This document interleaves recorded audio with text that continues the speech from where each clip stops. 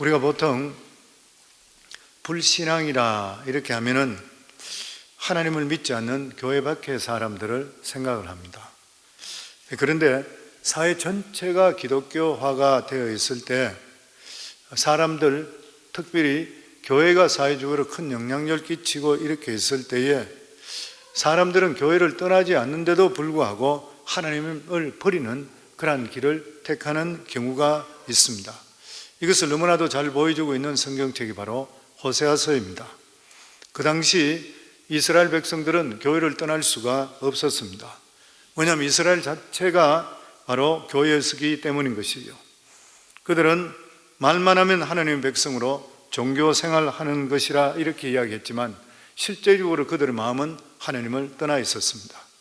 하나님께서 호세아를 통해 말씀하시는 것은 형식적으로 교회는 떠나지 않았지만 마음이 교회를 떠나버렸고 삶이 교회를 떠나버린 것은 결과적으로 하나님을 떠난 것이라는 것입니다. 지금은 교회나 교파가 굉장히 많이 있습니다. 그런데 그 당시에는 오직 두 가지 교회밖에 없었습니다. 북쪽에는 북이스라엘 교회, 그리고 남쪽에는 유다 교회입니다. 이스라엘 교회는 이름만 하나님의 교회지 실제로 하나님을 완전히 떠났던 그러한 교회였고, 그리고 유다 교회도 이스라엘 교회를, 북이스라엘 교회를 따라서 점점점 하나님을 떠나가고 있었습니다. 신약 시대에 가장 중요한 것은 뭐라고 이야기하냐면은 고백이라고 그러죠. 신앙 고백. 고백을 통해 우리가 구원받게 되니까. 그런데 구약 시대는 고백이라기보다는 언약이란 말을 즐겨 사용을 했습니다. 언약은 하나님과 이스라엘 전체 간에 맺었던 그러한 약속입니다. 이 언약은 집단적이기도 하고 개인적이기도 하는 것이죠. 전체 이스라엘 백성들을 신의 산 언약으로 하나님과 계약을 맺었습니다. 그리고 개개인들은 할례를 통해서 하나님과 언약을 맺게 되었던 것이죠. 그런데 이 호세아서의 중요한 메시지는 이스라엘 백성들이 하나님의 언약을 충실히 살지 않았기 때문에 언약을 파기한다는 것입니다. 그런데 하나님이 그냥 말씀하시면 이스라엘이 잘 받아들이질 않고 자기들이 잘 믿어지지를 않게 되니까 호세아 선지자를 아주 음란한 아내와 결혼하게 해서 그 아내가 계속적인 부정적인 생활을 하고, 그리고 호세아의 자녀가 아니라 남의 자녀들을 낳게 만드는 것입니다. 그래서 하나님께서는 이스라엘 백성들에게 호세아와 그 부부간에 자녀들 낳는 것, 이것을 보면서 하는 말이, 보라, 호세아의 아내가 호세아 아내인데도 불구하고 호세아 아내라고 누구나 할 수 있느냐? 온갖 부정을 저지르고 있지 않느냐? 그 자식들을 봐라. 호세아 자식이라 할 수 있겠느냐? 마찬가지로 어떻게 이스라엘을 내 나라라 할 수 있겠느냐? 그리고 어떻게 너희들을 내 백성으로 할 수 있겠느냐? 이제 너희들은 더 이상 내 백성이 아니다, 이렇게 선포하는 것이요. 호세아서가 오늘날 중요한 이유가 어디에 있는 것입니까? 교회 밖의 불신앙보다 교회 안에 들어와 있는 불신앙이 더 위험하기 때문인 것입니다. 오늘 수많은 사람이 믿음 있다고 이야기를 하고 있습니다. 그럼에도 불구하고 실제적인 내 삶 속에 얼마나 하나님을 내 주인으로 삼고 있고, 그리고 하나님만 의지하고 살아가고 있는 것인가요? 많은 사람들이 교회에 있으며 교회에 오고 가고 어느 정도 헌금 내고 있으며 자기가 괜찮게 신앙생활 하는 것이라 이렇게 생각하고, 어떨 때는 너무나 하나님을 사랑한다고 눈물까지 흘리는 것이에요. 그런데 실제적으로 자기가 하나님을 떠나 있다는 것을 모르는 것이에요. 그렇게 되면 얼마나 하나님과 교회에 해악을 끼치는 것을 모르는 것입니다. 그래서 하나님께서는 이 호세아서를 통해서 하나님의 교회를 수술하기 원하고 회복되기를 원하십니다. 오늘 1절 저희들 다시 한번 같이 읽겠습니다. 우시아와 요담과 아하스와 히스기야가 이어 유다 왕이 된 시대, 곧 요아스의 아들 여로보암이 이스라엘 왕이 된 시대에 브리의 아들 호세아에게 임한 여호와의 말씀이니라. 호세아가 예언할 때는 남쪽 유다가 가장 악한 왕 아하스의 고비를 넘기고, 그리고 히스기야가 다시 종교 부흥을 일으킬 때, 그리고 북쪽 이스라엘은 여로보암의 전성기를 지나서 급속도로 쇠퇴되다가 마침내 멸망되는 시기에 예언했던 그러한 선지자입니다. 이스라엘은 솔로몬 시대를 지나서 그 아들 르호보암 때 나라가 두 개로 갈라지죠. 그래서 북쪽은 여로보암이 다스리게 되고, 그 당시 북쪽 형편이 좋지 않았습니다. 그런데 하나님께서 여로보암에게 기대를 거시고 많은 복을 주시고 부강한 나라로 만드셨습니다. 열왕기하 14장 25절에 보면 하나님께서 이 북이스라엘을 부강케 하시겠다고 약속하셨습니다. 그런데 왜 하나님께서 이 사람들에게 이렇게 약속하신 것인가요? 그들의 삶이 너무나 어려웠고, 그리고 늘 침체된 삶을 살고 있는 것을 보고 하나님께 생각을 바꾸셔서 축복을 주시기로 한 것입니다. 그들은 너무나 가난했기 때문에 하나님의 사랑을 의심했는 것인데, 이제 한번 그들에게 축복을 주자, 그러면 힘을 내서 나를 더욱더 열심히 섬기고 신앙생활에 힘차게 할 것이라 하나님은 기대감을 갖고 그들에게 복을 주었던 것이에요. 그래서 하나님은 요나 선지자를 통해서 축복을 약속하셨고, 그 말씀대로 여로보암 치하에 이스라엘은 때 아닌 부자 나라가 되었습니다. 굉장히 잘 사는 나라가 되었던 것이에요. 우리가 여기서 주의할 것이 있습니다. 그것은 참으로 신앙이 있는 사람이 물질적으로 부유할 때는 힘도 나고 침체에서 벗어날 수 있습니다. 그런데 신앙이 없는 자가 부유해지면 신앙에서 떠나버려요. 그래서 제가 우리 교회에서도 늘 그 말씀 드리죠. 남편이 믿음 안에 온전히 들어오기 전까지는 물질의 복은 하나님께서 거의 안 주신다고. 믿음 없는 남편에게 물질이 들어오면 하나님을 모르기 때문에 바깥으로 완전히 빠져버리기 때문에 그렇다는 것이죠. 그런데 이스라엘 백성들, 북이스라엘 백성은 신앙이 없는 쪽이었습니다. 그들은 그 받은 물질을 통해서 오히려 더욱더 교만하게 되었고, 더 담대하게 죄를 짓게 만들었고, 나중에는 완전히 하나님을 떠나버렸습니다. 물질적 축복이라는 것은 너무나 귀한 복이면서도 한편으로 너무나 무서운 것이에요. 왜냐하면 무서운 시험이 될 수 있기 때문인 것입니다. 하나님을 두려워하는 사람들에게는 부강함이 전혀 차이가 없습니다. 왜냐하면 이것을 통해 하나님이 주시기 때문에 더 하나님께 영광 돌리는 삶을 살기 때문인 것이에요. 오히려 내가 이 물질 때문에 내 삶의 믿음이 소홀해질까 오히려 두려워하고 조심합니다. 그러나 중심적으로 하나님을 사랑하지 않는 그러한 사람들은 물질의 축복을 받게 될 때에 하나님을 떠나게 되고 더 담대하게 죄 짓는 자리에 가게 되는 것이에요. 그래서 어떤 사람에게 실제로 돈이 생겨보면 그 사람의 신앙의 실체를 볼 수 있어요. 하나님께서 그 주신 물질을 어떻게 사용하는지 보면 그 사람의 신앙의 주소를 알 수 있게 되는 것이에요. 그래서 물질의 부유함은 신앙이 없는 사람은 축복이 아니라 무서운 시험이 될 수가 있는 것입니다. 이스라엘이 갑자기 잘 살게 되어서 그들은 욕심 때문에 하나님을 버려버리고 완전히 믿음에서 떠나버리는 그 과정이 있을 때에 호세아가 지금 이 설교를 하고 있는 것입니다. 결국 이스라엘이, 이 북이스라엘이 완전히 망하는 모습을 지켜본 비극의 선지자가 누구냐면 호세아 선지자입니다. 선지자의 축복이 무엇인 것이요? 말씀을 듣고 회개하고 하나님께 돌아오는 것을 보는 것이 가장 축복이에요. 목회자도 마찬가지인 것이죠. 목회자가 목회를 쭉 하면서 성도들이 은혜 받고 나서 믿음 안에 들어오고, 그리고 더 하나님 복된 삶을 살아가는 삶, 그리고 가정이 변화되고 본인이 변화되고 삶이 변화되는 그런 모습을 볼 때 선지자나 목회자는 가장 기쁨이 될 수 있잖아요. 호세아는 그렇지 못했습니다. 사도 바울은 빌립보 4장 1절에 보면 빌립보 교인들 보고 하는 말이 너희가 내 기쁨이며 면류관이라고 그랬어요. 사도 바울은 복 있는 사람이죠. 데살로니가 교회도 마찬가지입니다. 우리 주 예수 그리스도 앞에 너희는 나의 기쁨이요 자랑이요 면류관이라고 그랬던 거예요. 근데 호세아는 그렇게 되지를 못했습니다. 그러나 우리가 지금 물질 만능 시대에 살고 있는 우리들에게 오늘 이 호세아의 말씀은 하나님께 지금도 우리에게 똑같이 주시는 그러한 말씀인 것이에요. 오늘 이 말씀을 들으면서 우리 삶 속에 이 불신앙을 도려내고 치료되고 하나님의 역사가 임할 수 있기를 주 이름으로 축원합니다. 우리 2절 같이 읽겠습니다. 성경을 펴놓으시기 바랍니다. 2절 같이 읽겠습니다. 여호와께서 처음 호세아에게 말씀하실 때 여호와께서 호세아에게 이르시되 너는 가서 음란한 여자를 맞이하여 음란한 자식을 낳아라. 이 나라가 여호와를 떠나 크게 음란함이라 하니라. 여기서 여호와께서 처음 호세아에게 말씀하실 때, 이 말은 히브리 성경에 보면 여호와께서 호세아에게 말씀하시기 시작했다 이 말입니다. 그동안 침묵하고 계셨다가 이스라엘 백성들을 보고 침묵하고 계셨다가 드디어 여호와께서 입을 여셨다는 것이요. 그들이 짓는 죄를 참고 계시다가 드디어 말씀하시기 시작했습니다. 이스라엘 백성들이 너무나 가난했고 힘들었기 때문에 때 아닌 복을 주어서 국력이 강하게 되고 부강한 나라로 만들어 주셨던 것이에요.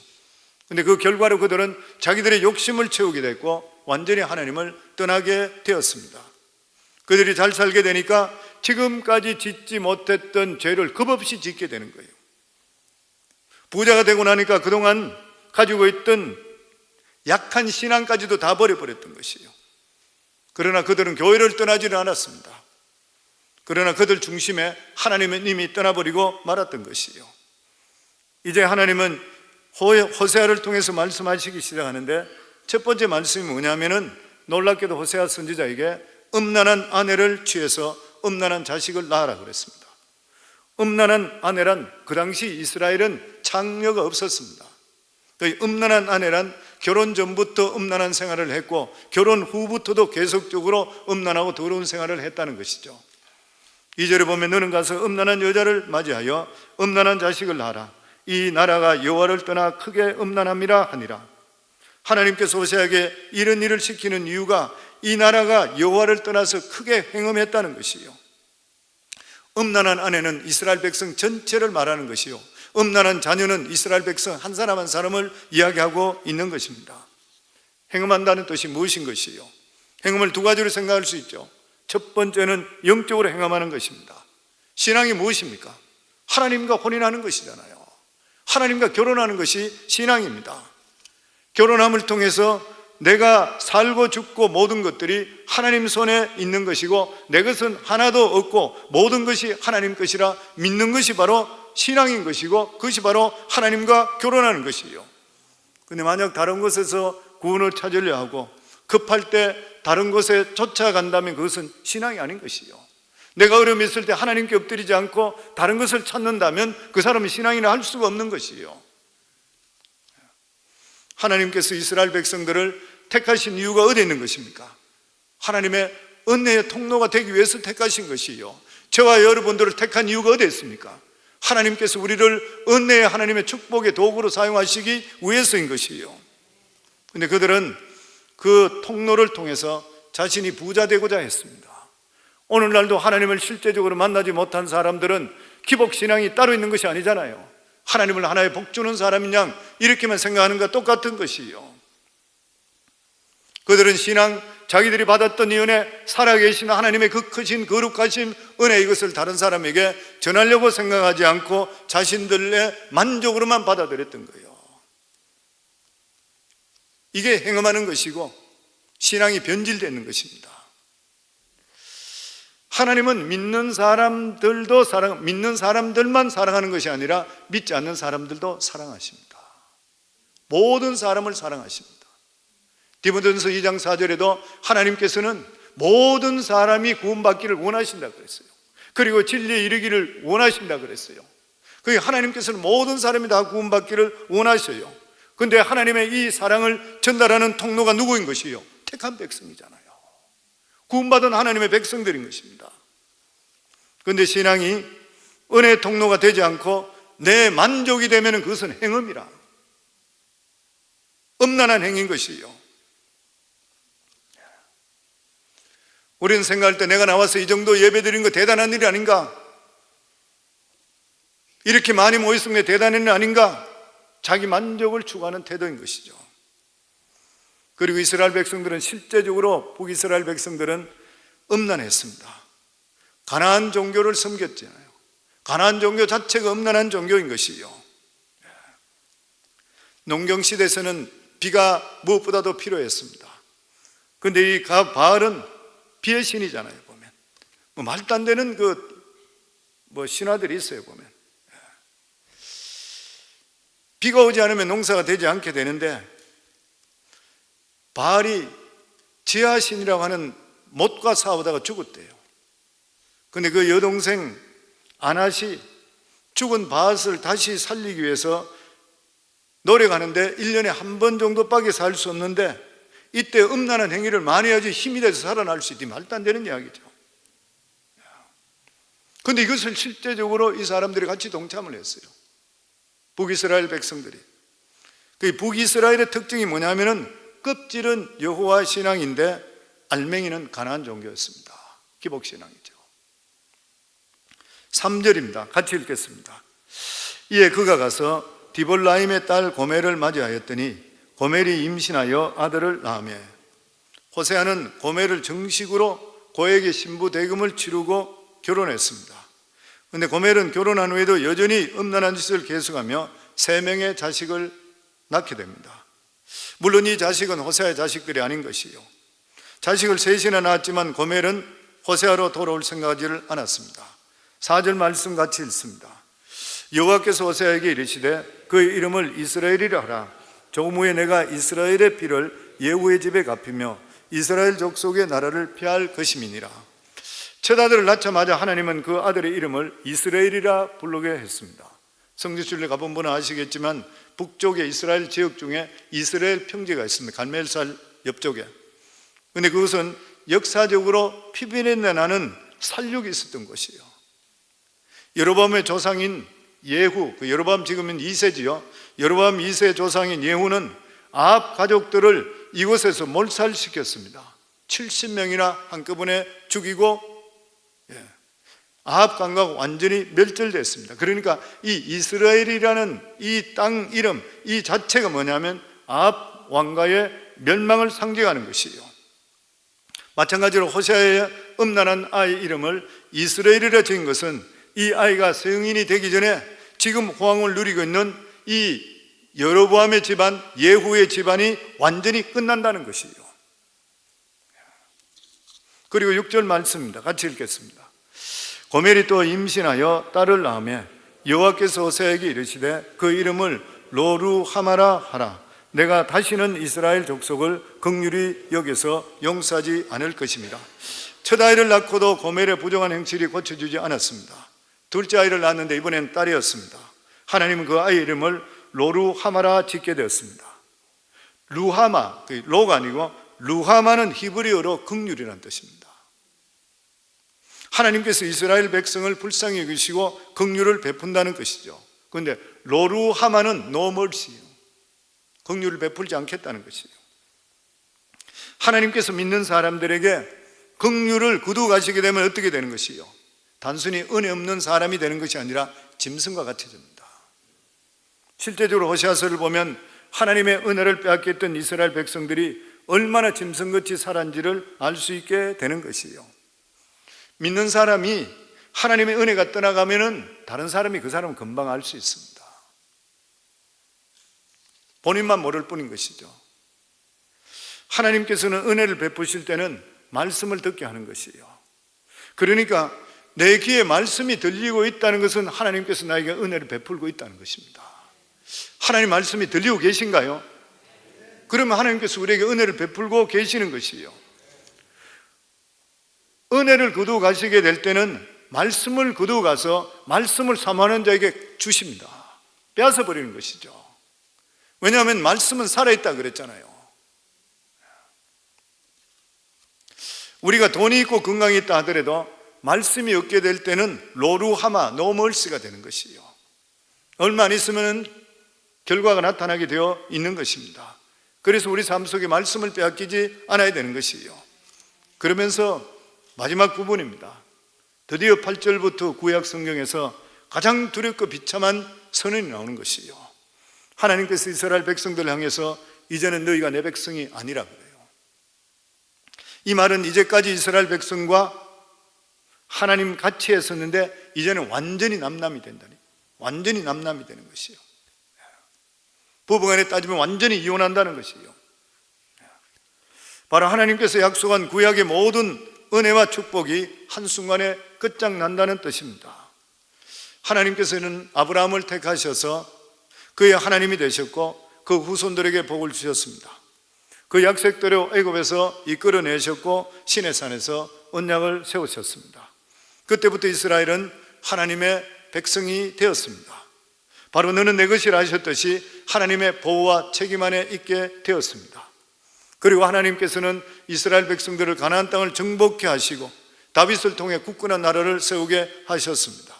그런데 하나님께서 이제는 이 모든 은혜와 축복을 다 관계를 청산하고 하나님 존전에서 쫓아내시겠다고 선언하는 것이요, 북이스라엘 백성들을 자기 마치 지금으로 이야기하면 호적에서 파버린다는 것이죠. 하나님께서 이스라엘 백성들을 버린다는 이 선언은 두 가지 이유에서 굉장히 충격적입니다. 하나는 택한 백성이라도 무엇인가 부족하다고 해서 하나님께서 버릴 수가 있는가? 또 다른 하나는 만약에 이들이 버림받는다면 다른 백성들은 어떻게 되는 것인가?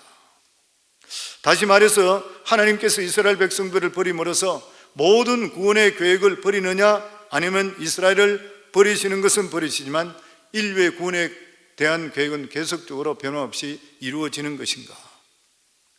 먼저 하나님께서는 호세아를 통해서 이스라엘 백성들이 버림받았다는 사실을 분명히 선언하셨습니다. 한 번 택함을 받으면 무조건 구원받는 것이 아니라 이처럼 버림받을 수 있다는 사실은 우리에게 엄청난 충격과 두려움을 주는 것이죠.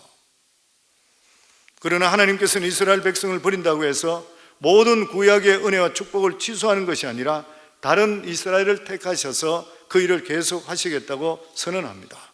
우리 8절에서 9절 마지막으로 같이 읽겠습니다. 고멜이 로루하마를 젖댄 후에 또 임신하여 아들을 낳으매 여호와께서 이르시되 그의 이름을 루암미라 하라.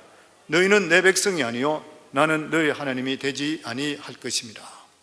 호세아 아내 고멜은 마지막까지도 철저하게 회개할 줄 모르는 거잔 여자였습니다. 그는 부지런히 음행해서 또다시 딸을 낳았습니다. 물론 이 아이도 호세아의 딸이 아니었습니다. 이때 하나님께서 선언하십니다. 그 이름을 로암미라 하라. 너는 내 백성이 아니요 나는 너희 하나님이 되지 아니할 것이라. 그래서 일반적으로 신학자들은 호세아서 1장 9절에 있는 말씀이 구약 전체에서 가장 무서운 말씀이라고 그래요. 이스라엘 백성들이 출애굽해서 시내산에서 언약을 맺을 때 하나님께서 그들 보고 암미라 그랬습니다. 암미란 말은 내 백성이란 말이죠. 내 것이란 말입니다. 이스라엘 백성들에 대한 보증인 것이고 이스라엘 백성 어떤 것보다도 중요한 그러한 단어였습니다. 지금까지 하나님께 이스라엘 백성과 함께 축복하신 것은 그들이 암미되었기 때문에 그래요. 하나님의 백성 되었기 때문인 것이에요. 그런데 이제는 로암미, 너는 이제 내 백성이 아니라는 것이에요. 시내산의 언약을 깨트려 버렸습니다. 그런데 왜 호세아는 셋째 아이를 낳을 때까지 부부관계를 깨트리지 않았을까요? 바깥에 나가서 남자애를 낳고 하는데도 불구하고 왜 그랬을까요? 끝까지 기다렸던 것이죠. 아내가 끝까지 바로 돌아오기를, 마치 하나님께 이스라엘 백성들이 끝까지 다시 돌아오기를 기다리셨던 것이요. 그런데 세 번째 아이를 낳게 됐을 때 고멜은 더 이상 돌아올 수 없다는 것이 분명해졌습니다. 이러면서 계속적으로 관계를 유지하는 것은 사랑이 될 수가 없는 것이요, 은혜도 아니고 자비도 아니었던 것입니다. 하나님께서 고멜을 통해서 이스라엘 백성들의 모습을 보여주기를 원했습니다. 이스라엘 백성들은 호세아의 아내 고멜이 이렇게 부정적으로 해서 애를 3명 낳게 되니까 얼마나 수군거렸겠어요, 주위 사람들이. 그런데 하나님께서는 정작 너희들이 문제고 하나님 앞에 너희 상태가 이들과 똑같다는 것을 보여주는 것이에요. 사실 우리는 하나님 앞에서 우리 모습을 잘 보지 못합니다.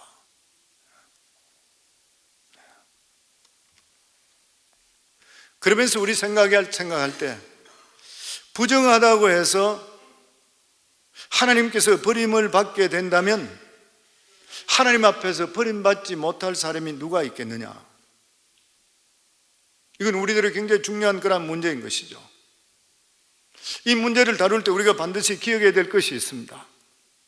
하나님께서 이스라엘 백성들을 버리신 것은 단순히 그들이 음란한 성향이 있었고 그들이 하나님 말씀을 지키지 못하는 연약한 자들이었기 때문이 아니라는 것이요, 하나님께서는 이들을 택하실 때 이들이 부정한 줄 아셨습니다. 이들이 연약한 줄 아셨고 고멜 같은 자들이라는 것을 아셨어요. 저는 이 말씀이 저 마음에 너무 많이 들어요. 설교 준비하면 저도 똑같은 자라고 생각했으니까요. 우리 연약함을 너무나 잘 알고 계세요. 부족한 걸 너무 잘 알고 계세요. 부족한 거, 우리가 올바르지 못하고 부정적이고 음란하고 우리가 연약하고 이런 걸 하나님 모르시고 우리를 택했을까요? 절대로 그렇지 않습니다. 하나님 다 아시고 우리를 택했어요. 그런데 하나님과 우리를 왜 택하시냐 하면은 하나님께서 우리들에게 원하시는 건 단 한 가지, 믿음인 것이 하나님한테 대하면.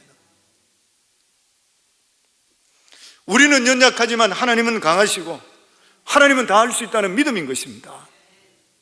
이스라엘 백성들이 자기를 의지하지 않고 하나님을 의지하는 동안에는 그들의 연약함이 전혀 문제되지를 않았던 것이에요. 그런데 그들이 잘 살게 되고 형통하고 나서부터 언제부터 자신을 믿기를 시작했습니다.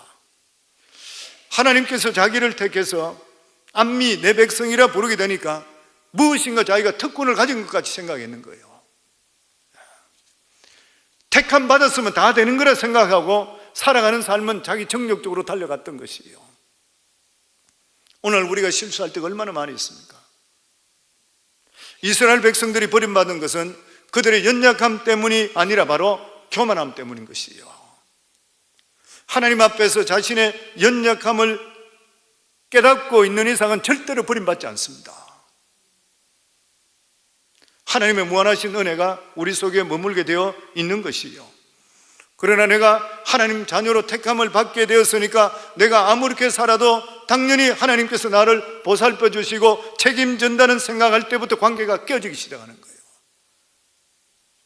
이스라엘 백성들은 설마 하나님께 택한 백성인데 이 수많은 백성들 어떻게 버릴 수가 있겠나 이렇게 믿었던 것이에요.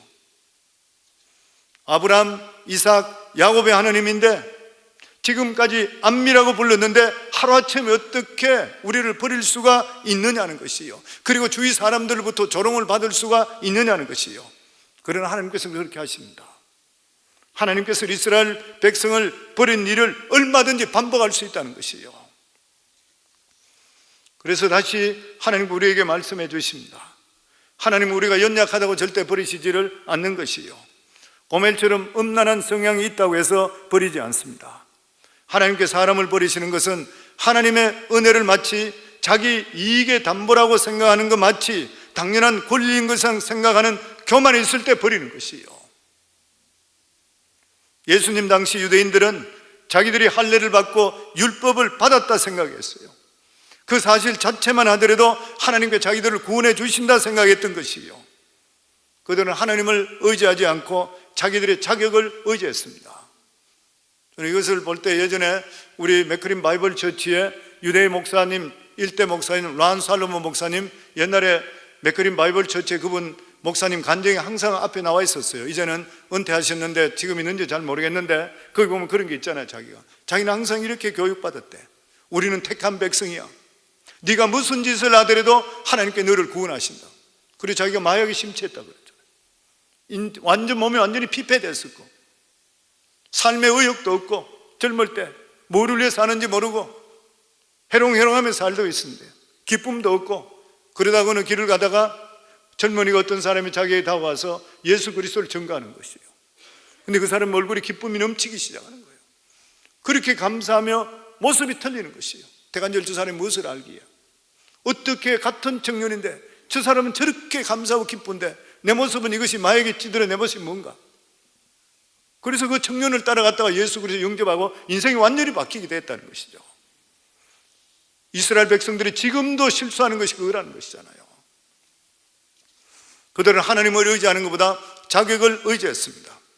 그 결과 참으로 이 엄청난 불신앙으로 나타나게 되었던 것이요. 하나님의 아들이 이 세상에 오신데도 불구하고 거부하고 그를 십자가에 못 박았습니다. 이것은 오늘 우리들도 마찬가지인 것이요.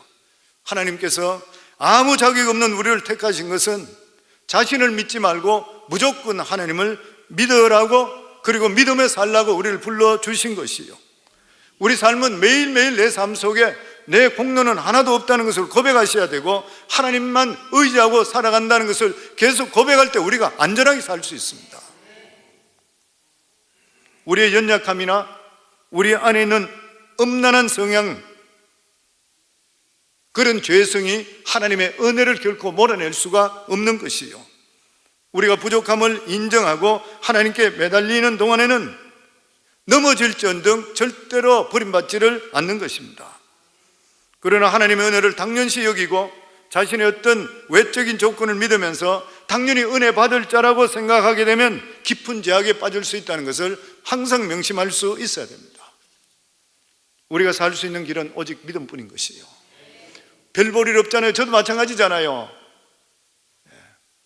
믿음 빼고 나면 남는 게 뭐가 있겠습니까? 이 세상에 믿음보다 더 중요한 것이 뭐가 있어요?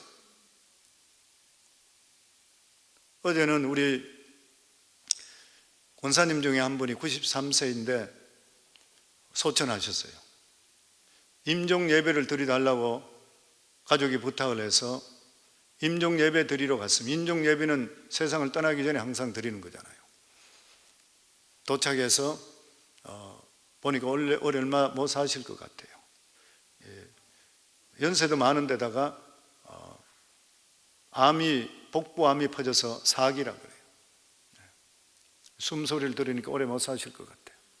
근데 그분에게 임종 예배를 드리면서 찬양을 드렸습니다. 찬양을 막 드리고 그리고 하나님 말씀을 증거하는데 이분의 얼굴이 갑자기 그렇게 편안하게 되면서 편안하게 됐어요. 그러고 나서 보니까 찬양하고 예배 드리는데 소천하셨어요. 눈물을 쪼르르 흘리시면서. 그런데 이분은 예수 믿은 지 10년 됐습니다. 따님의 전도를 통해 교회에 오셨어요. 남편도 예수 믿지 않았는데 마지막 순간에 저기 가서 전도하고 남편 예수 믿고 얼마 있지 않아 바로 세상 떠났어요. 그리고 이 부인이 그걸 보고 나서 예수 믿게 됐어요. 그리고 돌아가시기 얼마 전에 자기의 전 재산이라 그러고 5만 불을 하나님께 여기 교회 건축금 다 드렸어요. 그리고 세상 떠나버렸어요. 얼마나 복된 죽음인지 몰라. 제가 보면서 얼마나 복된지. 그리고 얼굴이 그렇게 편안해졌어요. 찬양 들으면서 눈물 감사하면서 그리고 소천하시는 거예요. 성경 우리 믿음이 있다는 것이 얼마나 축복이냐 아세요? 이건 말할 수 없는 복이잖아요. 우리가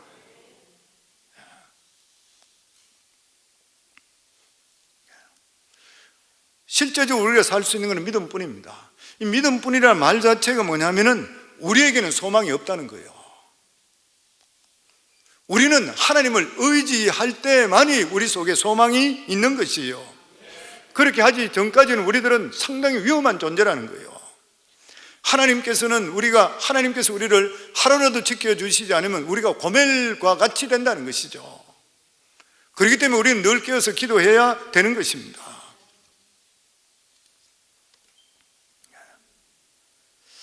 그럼 우리가 한번 생각해 봐야 될 것은 하나님께서 이스라엘 백성들을 택한 이유가 어디에 있는 것이에요? 왜 하나님은 이스라엘 백성들을 택해서 암미라 내 백성이라 부른 이유가 어디에 있는 것입니까? 하나님이 부족해서요? 친구가 되기 위해서요? 우리들은 서로 부족할 때는 다른 사람과 보완하기 위해서 보완해서 합쳐진다. 머지시키는 거예요. 부족하면 머지 되는 것이죠. 그러나 하나님께 이스라엘 백성들을 택하신 이유는 합쳐서 도움받기 위해서가 아닌 것이에요. 하나님께 이스라엘 백성들이 도움 줄 게 하나도 없는 것입니다. 우리가 하나님께 나와서 예배드리면서 아니면 헌금을 바치면서 하나님을 돕고 있다고 생각하는 것 같으면 큰 오산인 것이에요. 어떤 사람은 그런 말을 하는 사람도 있어요. 요즘 교회가 좀 어려우니까 내가 좀 더 헌금을 대야 되겠다. 요즘 하나님이 너무 어려워지니까, 아니면 주의 종들이 어려우니까, 아니면 선교사들이 도우니까 이 돈으로 하나님을 좀 도와야 되겠다 그래요. 이것은 얼마나 악한 생각인지 모르고 하나님을 모욕하는 것이에요. 하나님께서는 우리의 도움이 전혀 필요 없으신 분입니다. 단지 우리는 하나님의 은혜 베풀어 주신 은혜 구원에 감격해서 우리가 자발적으로 드리는 것이에요. 우리를 영혼을 구원해 주신 것만 해도 감사한 그런 일인데 먹을 것 그리고 또한 건강 직장까지 주셨어요. 말로 하더라도 다 감사할 수 없어요. 우리 같은 자는 당장 죽어도 할 말이 없잖아요. 그런데 이 죄인에게 너무나 많은 것들을 하나님이 주셨는 것이에요. 그래서 내 삶을 다 드린다는 그런 의미에서 헌금을 바치고 감사의 예물을 드리는 것이에요. 그런데 우리의 구원의 감격이 없어지게 되니까 하나님 앞에 인색하게 되는 것이고, 결국 하나님을 도와드리는 것이 흥정하게 되는 것이요. 교인들 중에도 그렇게 말한 분이 있습니다. 목사님, 어떤 교회에 그 목사님이 교회가 너무 연약하기 때문에 제가 도와주러 갑니다. 그래. 가는 거는 가세요만은 그런 말 절대 하지 마세요. 그래. 교회는 누구 도움을 필요한 것이 아닙니다. 그랬어요. 만약에 어떤 목회자든지 성도를 보고 우리 교회 와서 도와라 그랬다면 그 목회자가 잘못된 거라 그랬어요. 도움을 주실 분은 오직 여호와 하나님밖에 없어요. 하나님께 사람을 시켜가 보내야 되는 것이지, 내가 인간이 저 사람 돈 있고 형편이 있다 해서 우리 교회 와서 도우세요, 이거 말이 안 되는 거잖아요. 그건 자기 사업하는 것이지 말이 안 되는 이야기잖아요. 하나님 모든 거 다 가지고 계시잖아요. 우리가 구할 때는 사람한테 구하는 것이 아니라 모든 걸 가지고 계신 하나님께 구하면 하나님께 사람을 통해 역사하게 돼 있는 거예요, 보면. 아멘. 그래서 우리 예수 믿는 사람은 당당하셔야 돼요. 자신 있으셔야 되고, 왜냐하면 우리 아버지는 다 가지고 계시잖아요. 그러면 하나님께 왜 이스라엘을 택하시는 것이에요? 자기 자신을 나타내시기 위해서입니다. 구약의 이스라엘 역사를 보세요. 전부 하나님 속이에요. 전부 하나님 속이잖아요. 하나님이 이러이러한 분이시다, 하나님은 너무나 엄청난 분이시다, 전체 역사들을 통해서 이야기해 주지 않고는 하나님을 이해 절대 할 수가 없습니다. 우리가 전체 성경을 봐도 이해를 잘 못하는데 단편적으로 하나님은 이런 분이라 그러면 우리가 어떻게 알 수 있어요? 전혀 알 수 없는 것이죠. 우리가 구약 성경을 보면 느끼는 것이 하나님을 아는 것이 엄청스러운 그런 사실이에요.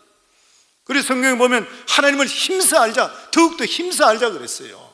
저와 여러분들이 하나님을 더 힘써 알기를 주 이름으로 축원합니다. 이것은 단순한 어떤 지식 문제가 아니라는 것이에요. 생명의 문제입니다. 생명의 문제. 하나님 자신을 나타낼 때에 생명과 거룩과 능력을 우리들에게 퍼부어주시게 되어 있는 것이에요. 이스라엘 백성을 이 성경을 통해 하나님이 말씀하는 게 뭔 것이에요? 하나님의 무한하심과 인자하심과 신실하십니다. 하나님은 그를 의지하는 자에게는 신실하신 것이요, 하나님은 그를 의지하는 자를 절대로 실망시키지 않으시는 하나님이시요, 우리가 어떤 역경 속에 있다 하더라도 그 기도를 들으시고 구원하시고 풍성한 삶을 주시는 하나님이신 거예요. 아무리 우리가 잘못했다 하더라도 회개하고 돌아오게 될 때는 인자를 베푸시는 하나님이신 것이요, 그러나 우리가 하나님의 은혜를 남용하고 하나님의 거룩을 역용하고 우리 자신들이 교만할 때는 절대 용서받을 수가 없다는 것입니다. 아무리 이방인들에게, 믿지 않는 자들에게 조롱이 된다 하더라도 하나님 존전에 쫓아낸다는 이 호세아서를 통해 주시는 그런 말씀입니다. 그렇기 때문에 우리의 살 길이 무엇이에요? 어쨌든 하나님 앞에 겸손해야 돼요. 하나님, 저는 아무것도 할 수 없습니다. 하나님 떠나서 나는 아무것도 아닙니다. 하나님 나를 살리시고 내 생명이시고 나의 모든 것입니다. 순간순간 우리는 하나님 앞에 고백할 수가 있어야 되는 것이에요. 하나님 앞에 교만하는 그 순간에 은혜는 떠나가고 축복은 떠나가게 되어 있는 것입니다. 그러나 우리 삶 속에 내가 비록 잘못하고 부족한 점이 있다 하더라도 은혜를 사모하고 겸손한 이상은 하나님께서 우리에게 든든한 산성이 되시고 피할 바위가 되시는 것을 믿으시기를 주의 이름으로 축원합니다.